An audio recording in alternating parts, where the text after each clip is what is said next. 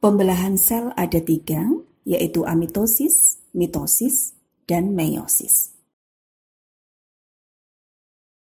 Pembelahan amitosis terjadi pada sel prokariotik, misalnya pada bakteri. Sel jenis ini belum mempunyai membran inti, sehingga sel membelah secara langsung. Pada kondisi ini terjadi replikasi dan elongasi DNA. Tahap ini, dinding sel mulai membelah, begitupun dengan membran plasma. Sementara DNA telah tereplikasi menjadi 2. Tahap ini, septum terbentuk dan DNA telah benar-benar terpisah. Sel prokariotik telah mengalami reproduksi secara sempurna dengan pembelahan biner dari 1 sel menjadi 2 sel sama persis.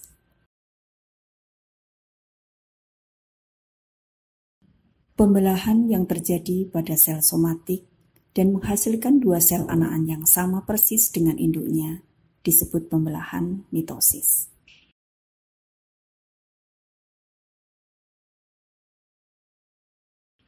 Diawali dengan interfase, kemudian fase profase yang ditandai dengan nukleolus menghilang sementara kromosom berubah menjadi kromatid lalu melekat pada sentromer.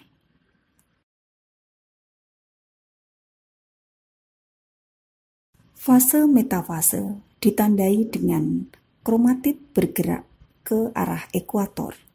Sentromer terikat dengan benang-benang spindle. Fase anafase ditandai dengan sentromer membelah menjadi 2. Kromatid akan terpisah dan tertarik ke arah kutub yang berbeda. Tarikan ini sebagai akibat proses kontraksi pada bagian mikrotubulus. Fase telofase ditandai dengan kromosom terbentuk pada masing-masing kutub secara identik. Dinding sel mulai terbentuk kembali. Plasma sel terbagi menjadi 2 yang disebut dengan sitokinesis. Pada proses ini, nukleolus terbentuk kembali dan hasil dari pembelahan mitosis adalah 2 sel yang identik.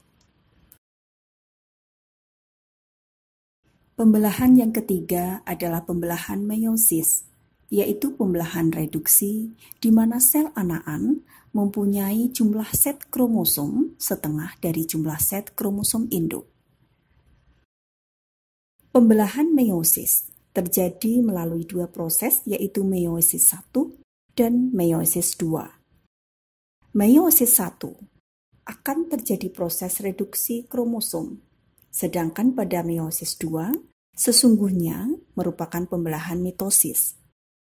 Baik pada meiosis 1 maupun 2 terdiri dari fase profase, metafase, anafase, dan telofase.